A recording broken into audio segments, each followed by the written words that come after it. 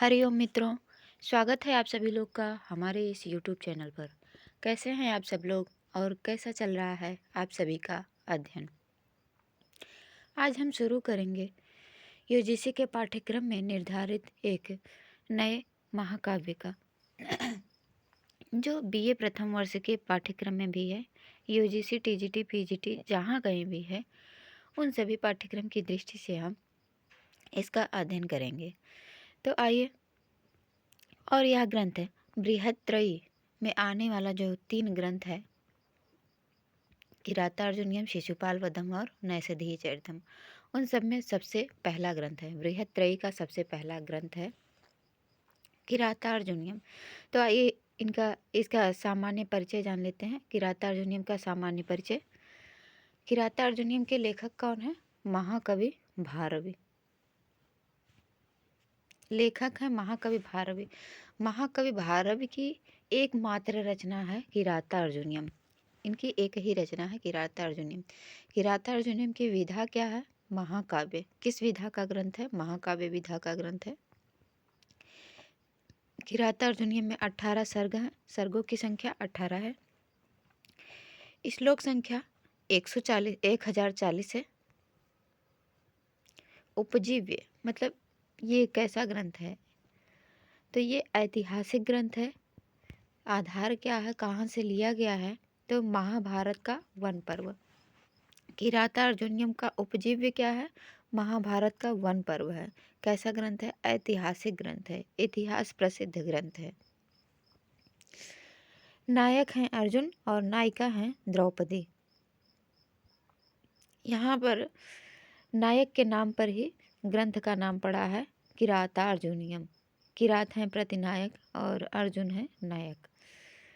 प्रतिनायक यहाँ पर है किरात वेशधारी शिव। यहाँ पर प्रतिनायक से अर्थ खलनायक न लीजिएगा। यहाँ पर प्रतिनायक किरात वेशधारी शिव को इसलिए कहा गया क्योंकि अर्जुन और शिव का द्वंद्व युद्ध हुआ था। अर्जुन से युद्ध करने वाले हैं किरात वेश में जो आए हैं शिव जी, इसीलिए इन्हें प्रतिनायक कहा गया। मुख्य रस क्या है? वीर रस है।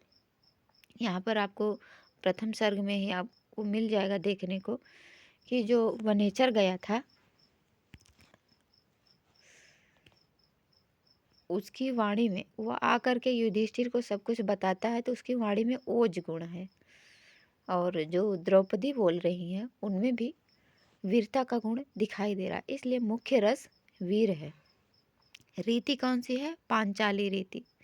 किरातार्जुनीयम ग्रंथ में पांचाली रीति है और भारवी पांचाली रीति के लिए जाने जाते हैं। प्रथम सर्ग में मुख्यतः वैदर्भी रीति है और सब जगह पांचाली रीति है। टीका कौन सी है? किरातार्जुनीयम पर मल्लीनाथ के द्वारा लिखी गई टीका का नाम है घंटापथ।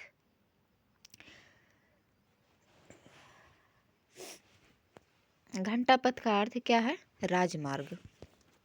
आइए इसके बाद देखते हैं भारवी का सामान्य परिचय। ये तो किरातार्जुनीयम का सामान्य परिचय हो गया था। अब भारवी का सामान्य परिचय जान लेते हैं।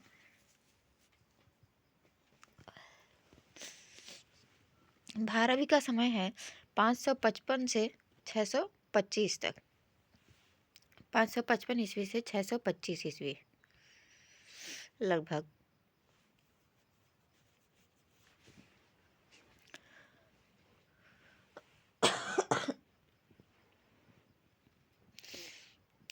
अब इनके समय को प्रमाणित करने के लिए ऐहोल के शिलालेख को आधार माना गया है।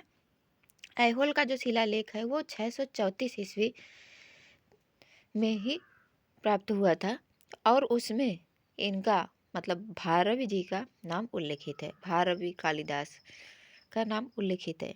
तो यह निश्चित रूप से कह सकते हैं कि 634 से पहले का समय है भारवी का। तो भारवी का समय क्या है? 555 से 625 ईस्वी के लगभग। भारवी के पिताजी का क्या नाम है? श्रीधर। और एक कथा है दंडी की, अवंति सुंदरी कथा। उस कथा के अनुसार भारवी के पिता का नाम है नारायण स्वामी। ये एक ही व्यक्ति हो सकते हैं, एक व्यक्ति का 2 नाम हो सकता है। जैसे ये दीक्षा लिए हों तो दीक्षा लेने के बाद अपना नाम बदले हों और पहले इनका नाम श्रीधर रहा हो। इनकी माता का नाम सुशीला है, पत्नी रसिका या रसिकवती। माता के नाम में कोई कन्फ्यूजन नहीं है, ये इनका नाम सुशीला ही है। पिता का नाम श्रीधर है और अवंती सुंदरी कथा के अनुसार नारायण स्वामी है। पत्नी रसिका या रसिकवती है, इनका मूल नाम है दामोदर। पुत्र का नाम है मनोरथ। पौत्र या पौत्र वधु कौन है? वीरदत्त और गौरी। प्रपौत्र कौन है? दंडी। दंडी इनके प्रपौत्र हैं, किसके? भारवी के।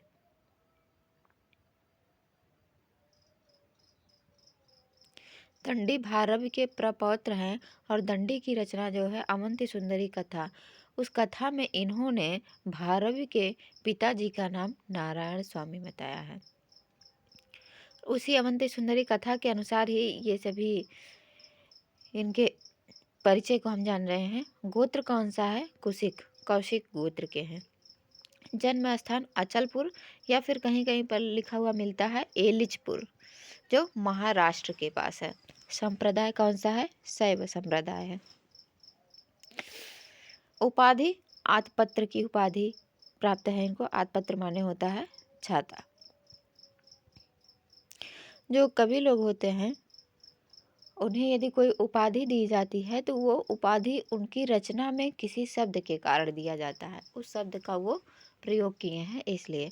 तो यहाँ पर आतपत्र उपाधि भी इन्हें इसी तरह से दिया गया है। इन्होंने आतपत्र शब्द का प्रयोग किया है। आश्रयदाता, ये किस कवि के आश्रयदाता थे?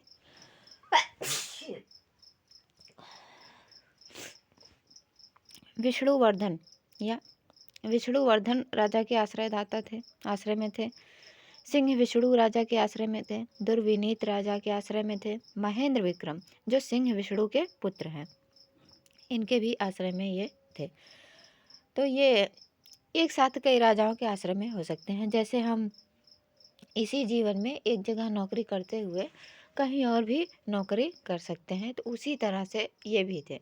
एक राजा के आश्रय में थे तो साथ ही साथ किसी अन्य राजा के आश्रय में भी रहते थे। तो ये हो गया इनका सामान्य परिचय। अब आ जाते हैं किरातार्जुनीयम के प्रथम श्लोक पर, जो कि मंगलाचरण है।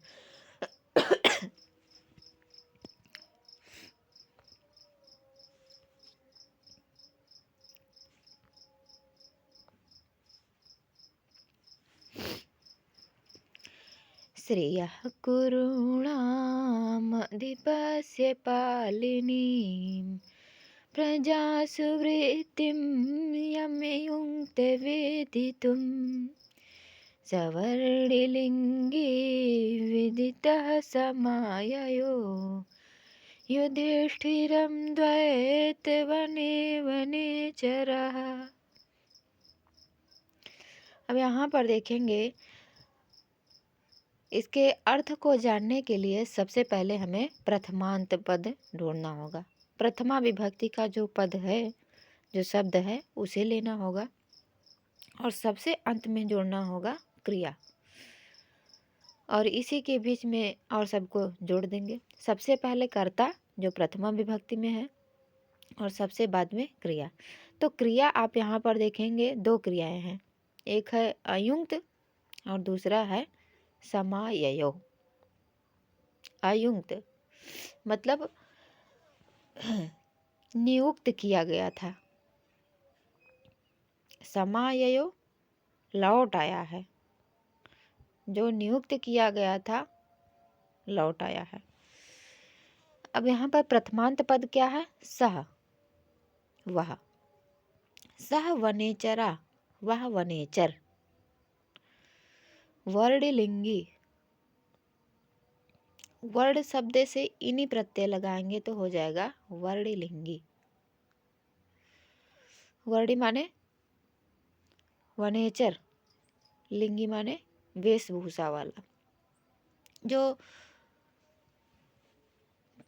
वर्ण किरात वेश धारण किया हुआ है।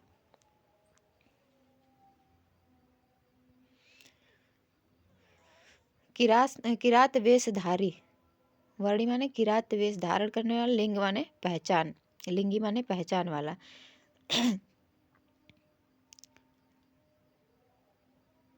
विदिता जान करके, वह सब कुछ जान करके। युधिष्ठिरम युधिष्ठिर के पास, द्वैतवने द्वैत वन में, सह वनेचरा वह वनेचर, समाययो लौट आया है। सह वह वर्णलिंगी किरात वेशधारी वनेचरा वनेचर, विदिता जान करके, युधिष्ठिरम युधिष्ठिर के पास, द्वैत वन में, समाययो लौट आया है। अब यहाँ पर कहा गया वही वनेचर लौट आया है सब कुछ जान करके। वह वनेचर कौन सा वनेचर, वह कौन सा वनेचर, तो उसको देखिए पहली 2 लाइन में। लास्ट वाली 2 लाइन में तीसरी चौथी लाइन समझ गए होंगे, पहली दोनों लाइन को देख लीजिए।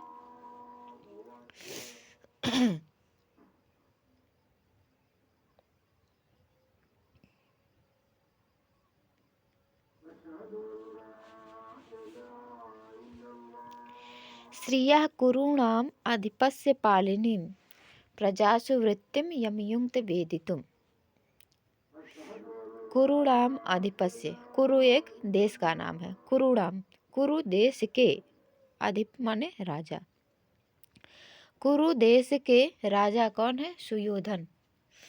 अर्थात कुरूणाम अधिपस्य का अर्थ हो जाएगा सुयोधन के। कुरु प्रदेश के राजा सुयोधन ही अर्थात दुर्योधन।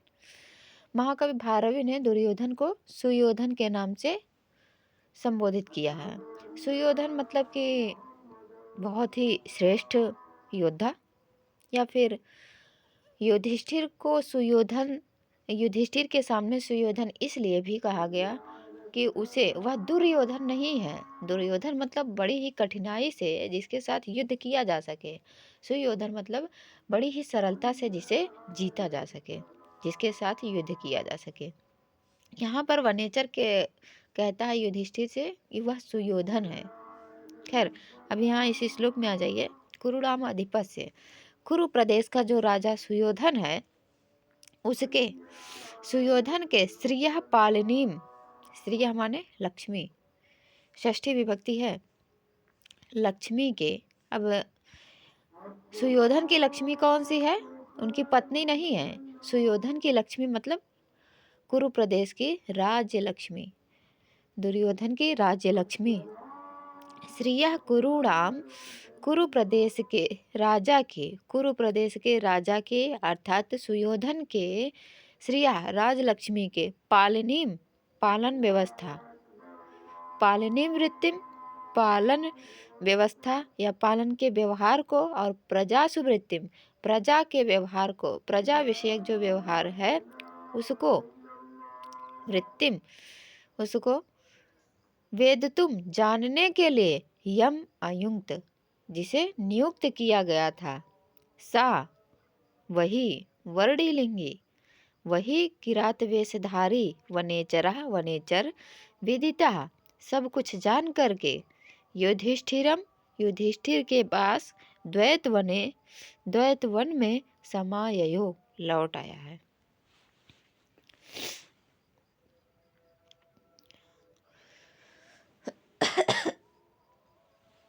अब आप यदि महाभारत सीरियल देखे होंगे तो उसका वन पर्व,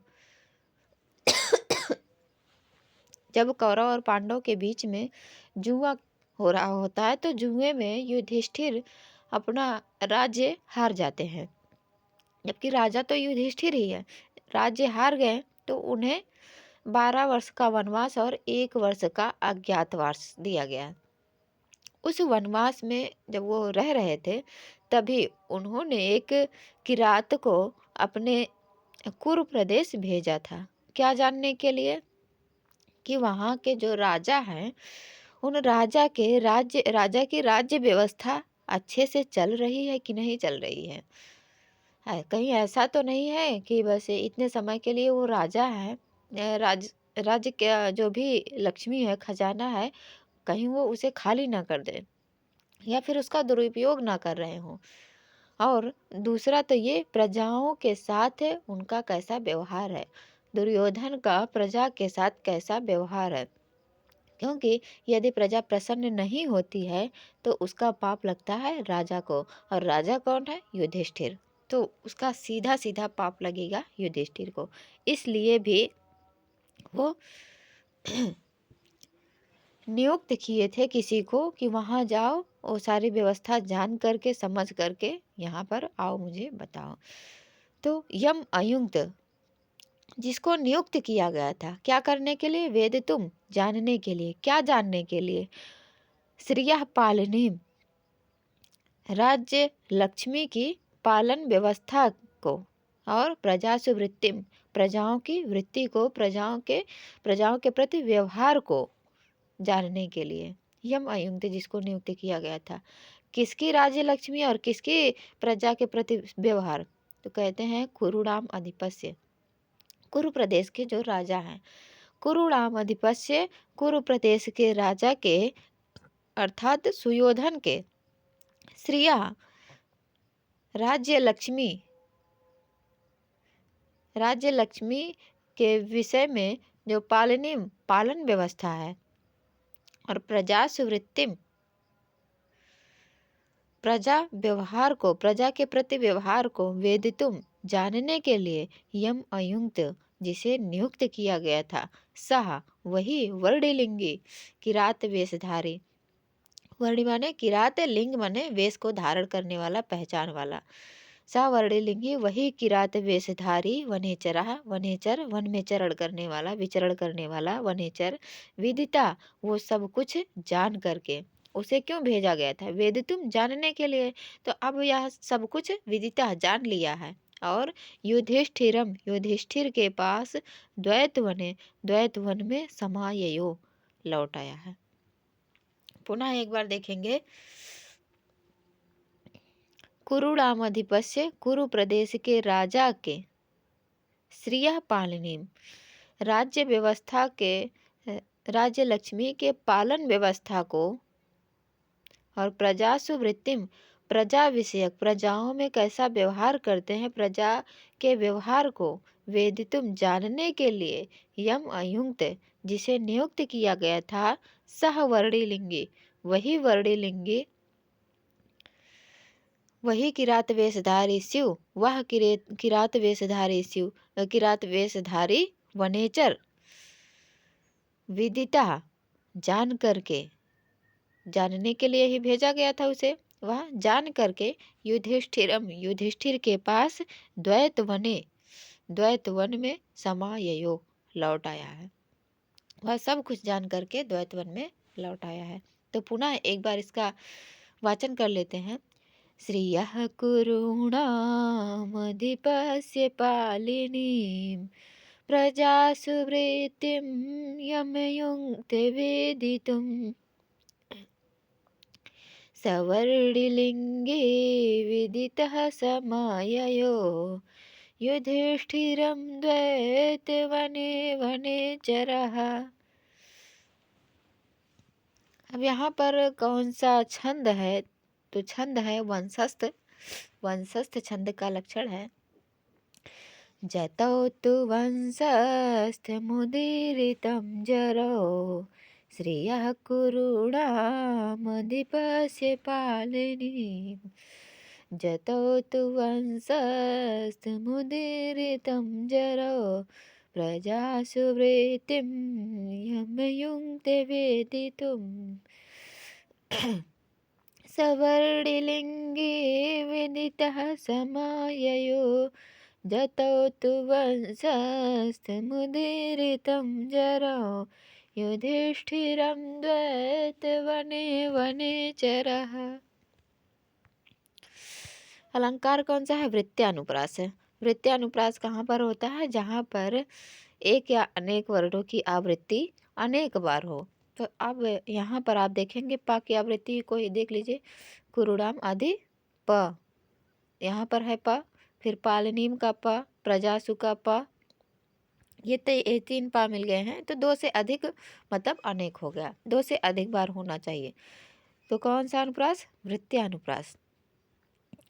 वाह को देख लीजिए, वेदितुम में वाह है, वृत्तिम में वाह है, और वर्णलिंगी में वाह, विदिता में वाह, द्वैत वने में वाह, द्वैत में भी वाह है, वने में भी वाह है, फिर वने चरा का वाह है। इतनी बार आवृत्ति हुई है, इसलिए भी वृत्त्यानुप्रास। लाटानुप्रास भी है, वने वने 2 बार वने वने लिखा है। तो लाटानुप्रास में होता क्या है? शब्दों की आवृत्ति होती है। तो वने वने यहाँ पर शब्द की ही आवृत्ति हुई है, और इन दोनों ही शब्दों का अर्थ समान है, इसलिए यहाँ पर लाटानुप्रास है। यदि शब्द अर्थ में भिन्नता आ जाएगी तो यमक अलंकार। शब्दों की आवृत्ति हो और अर्थ समान हो दोनों का तो लाटानुप्रास, यदि अर्थ में भिन्नता हो तो यमक अलंकार।